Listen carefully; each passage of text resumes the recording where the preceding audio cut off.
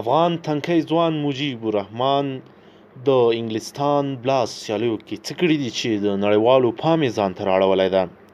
ملګرو مخکې له دې څخه تاسو ته هرکلی کوم، زموږ یوټیوب چینل ته ښه راغلاست درته وایم.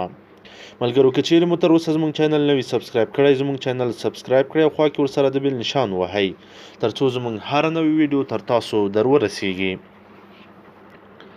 د انګلستان بلاس سیالۍ چې د جولای په میاشت کې پیل شوي دي، په جنوبي ګروپ کې د یکشنبې په ورځ د اګست په 4مه نیټه د درې واړه افغانانو لوبې وې. مجيب الرحمن دې لوبډله میډل 6 کې له سمرسیټ لوبډلې سره مخ شوه. په سمرسیټ لوبډله کې د شل اوریزو لوبو لومړی نمبر توپ وهونکی پاکستانی بابر اعظم اوپننګ ته راښکته شو. میډل 6 لوبډلې په شل اورونو کې د څلورو لوبغاړو په سوځېدو سره د آی بي د ډیولرس بهترینې توپ وهنې په مرسته د 215 منډې وکړې.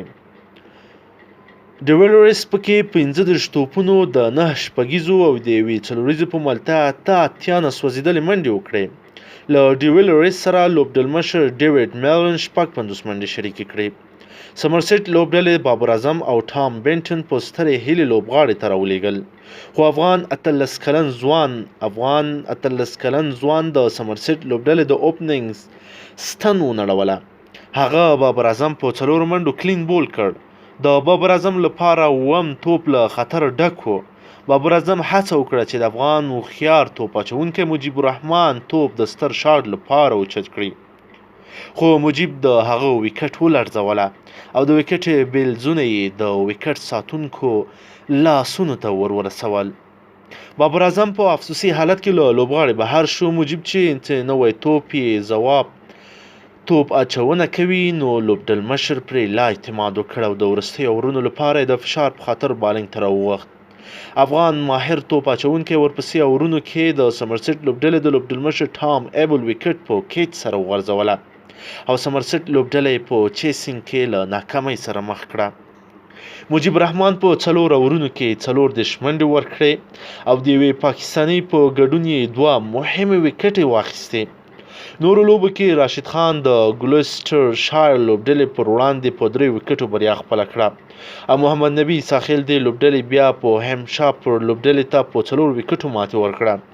د 3 واړو افغانانو لوبډلې د جنوبي ګروپ د نومرو په جدول کې یو ځل بیا لومړی، دوهم او دریم ځایونه خپل کړل. کینټ لوبډله د عیسی خیل په شتون کې لومړی، 6 لوبډله د راشد خان په شتون کې دوهمه او میډل 6 لوبډله د مجيب په موجودیت کې دریمه شوله. ملګرو دا د افغانانو وړتیاوې دي چې په نړیوالو لیګونو کې ښیي.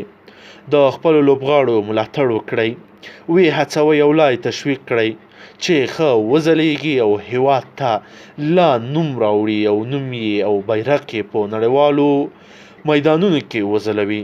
ملګرو که چیرې غواړئ همدارنګه د کرکټ له تازه پیښو څخه خبر شئ، زموږ چینل سبسکرایب کړئ او خوا کې ورسره د بیل نشان وهئ تر څو زموږ هر نوې ویډیو تر تاسو در ورسیږي.